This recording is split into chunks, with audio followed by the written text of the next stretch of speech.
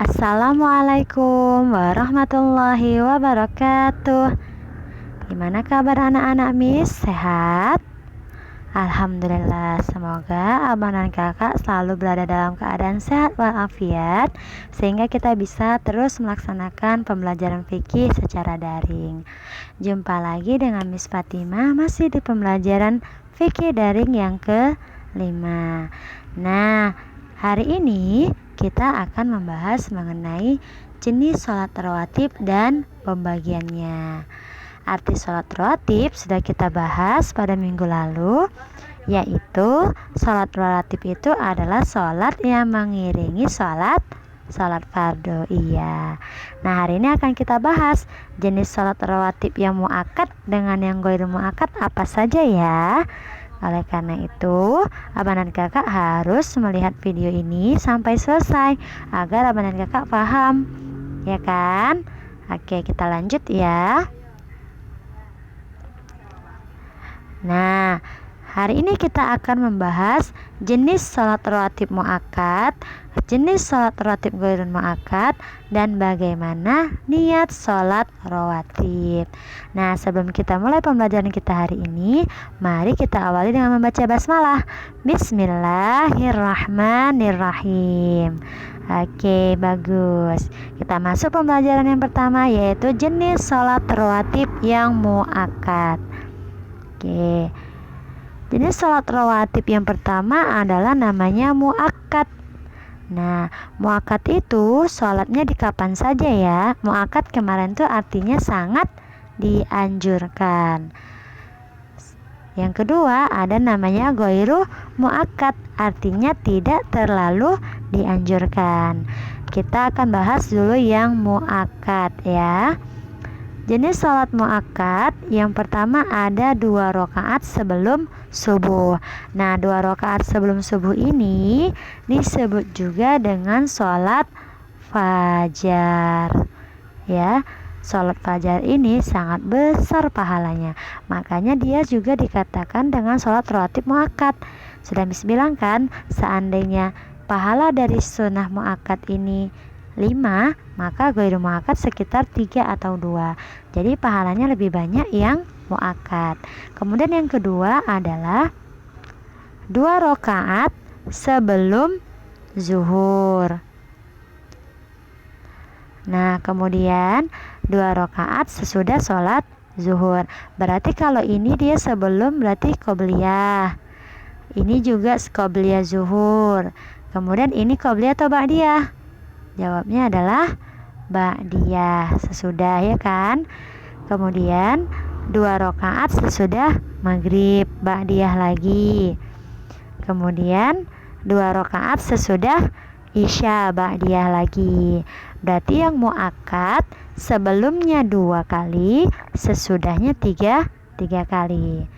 Oke, kemudian yang ghairu muakkad kita lihat. Yang pertama 2 atau 4 rakaat sebelum zuhur. Itu gimana maksudnya Miss 2 atau 4? 2 atau 4 ini maksudnya kamu sebelum sholat zuhur melaksanakan sholat sunnah rawatib 2 rakaat atau 4 rakaat boleh.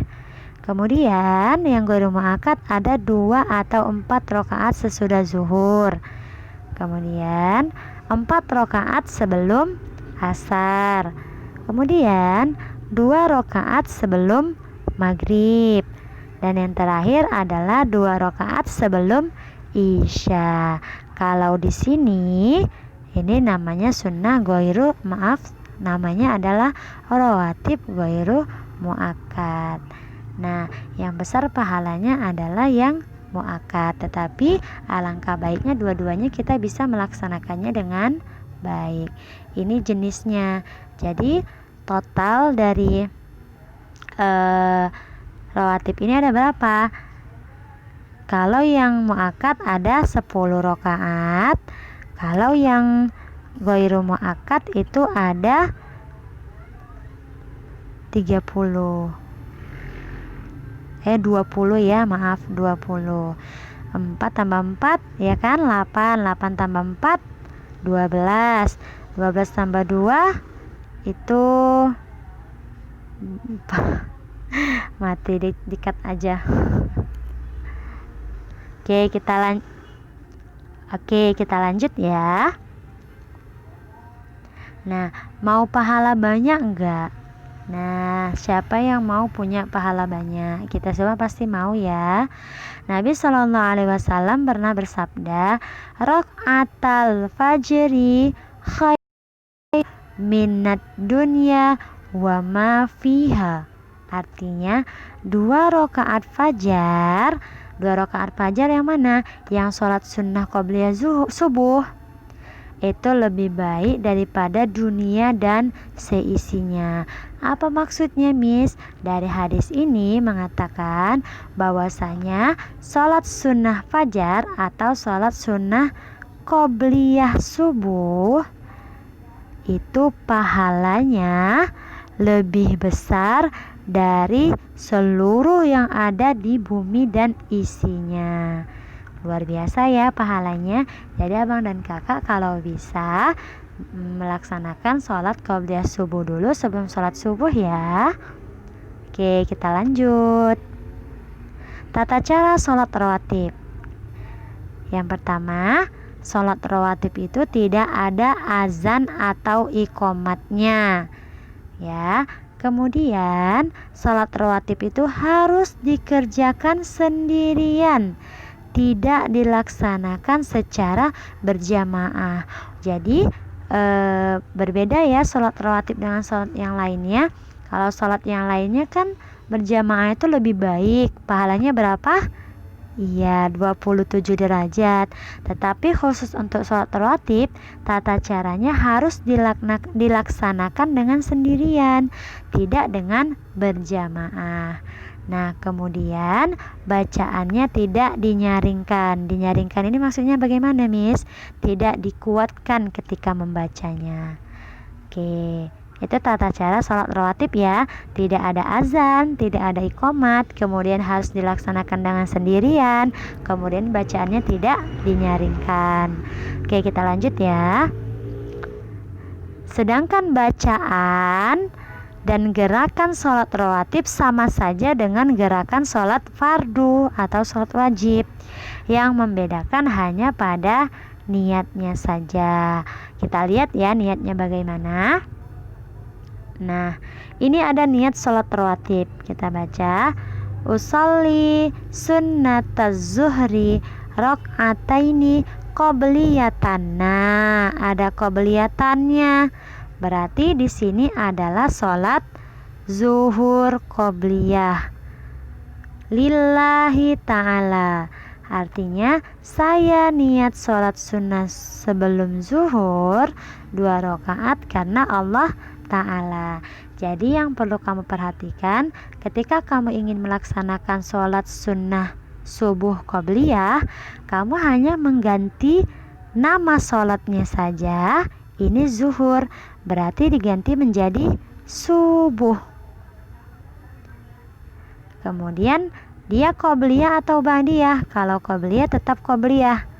Nah, jadi bagaimana, Miss?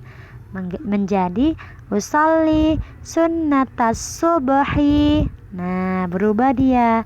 Karena yang kita akan lakukan adalah sholat sunnah qobliyah subuh. Berarti diganti zuhurnya menjadi subuhi. Rakaataini qobliyatan lillahi ta'ala.